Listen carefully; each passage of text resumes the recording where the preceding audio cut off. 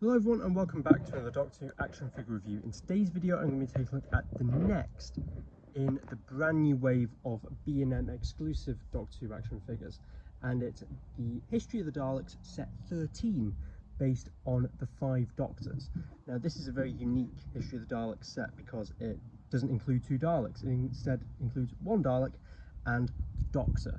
But before we take a look at the figures, as ever, I'm going to move these out of the way. We're going to take a look at the packaging, which is broadly exactly the same as what I reviewed last time in the History of the Daleks set 14. We have the new style guide, we have the bubble where the figures are housed inside. The thing that you'll notice about this packaging, however, that's different is the colour scheme. So we have this blue motif instead of the yellow.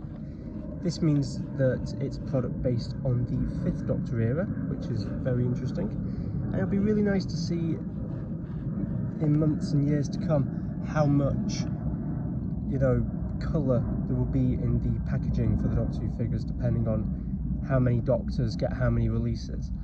But that's the packaging. There's not a lot to say. If you want to know more detail about this packaging, head on over and check out my Revelation of the Dalek set review. But you can see the bio on the back, which describes the 5 Doctors and the behind the scenes of the Dalek scenes. So that's the packaging. Moving that out of the way, first of all we're going to take a look at the Doctor. So now this is the 1st Doctor, but not the one you're expecting, because this is the 1st Doctor as played by Richard Hurndall, and it's amazing that we have this figure. A prototype of this figure leaked, I want to say around 2010, 2011, and at the time that was very exciting that we were going to get the 1st Doctor based on the 5 Doctors, and it never happened.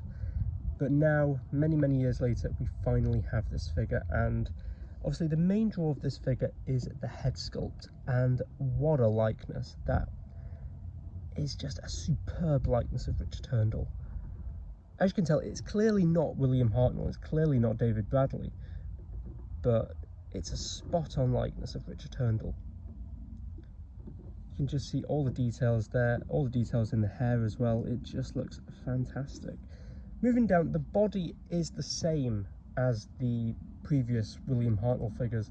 We just have a few new paint decos to better match the costume used in the 5 Doctors. So we've got the black cravat with sort of the off-cream waistcoat with a few orange buttons.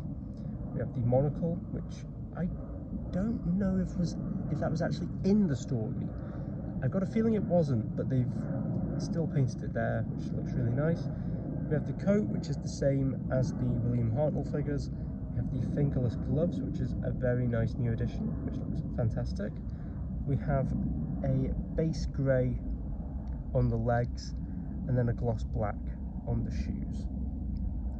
So it's a really nice figure, this. There's a lot of new going on here, and it's effectively like having a brand new Doctor on the shelf, because if you've seen the 5 Doctors, then you'll know that Richard Hurndall's performance, it's certainly not William Hartnell.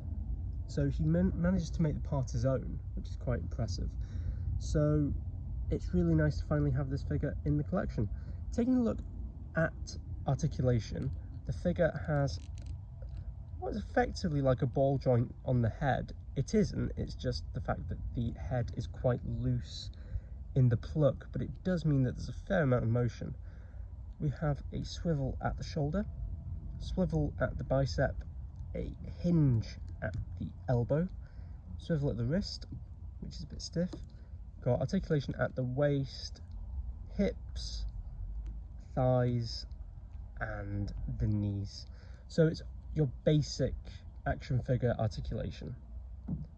Just for a quick comparison, here is the Richard Hurndall 1st Doctor from this set next to the original William Hartnell action figure. This is the version used in the, I want to say it's the 11 Doctors set version, because it's based on the 3 Doctors, but you can just see there the differences in the costume, the differences in the paint apps, and certainly the difference in the head sculpts.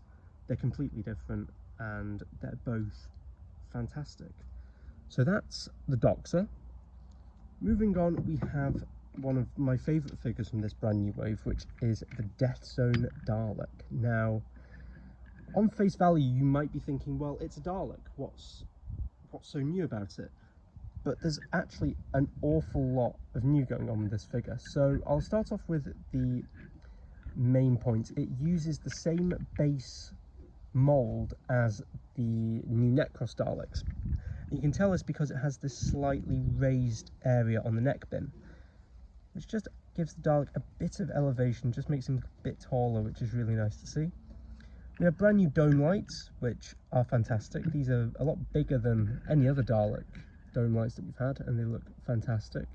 The bits of red in there really do pop as well, which is nice.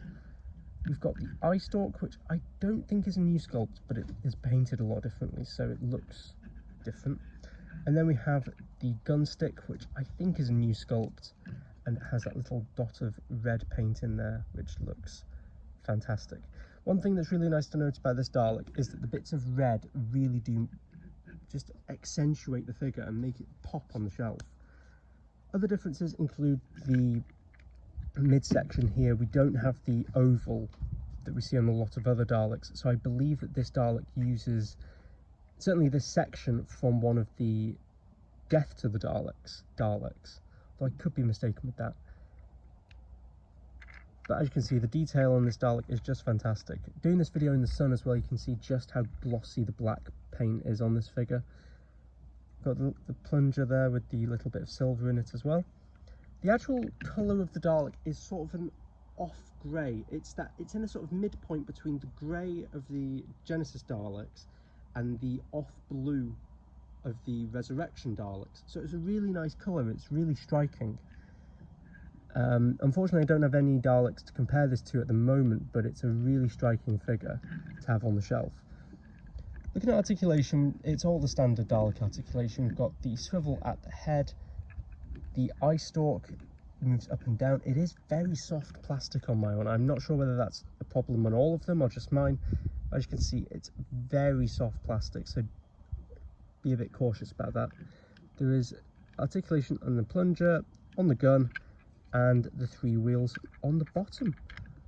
So there we go, guys. There is a very quick look at the brand new History of the Daleks set 13, based on the 5 Doctors. This is an absolutely superb set.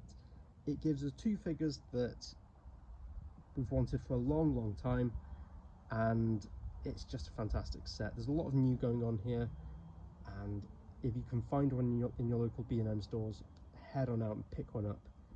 It's a fantastic addition to the collection. We've had quite a lot of 5 Doctors related figures from B&M in recent years, and this goes really nicely along with the rest of them, and keep them coming as far as I'm concerned, because it's one of my favourite Doctor Who stories.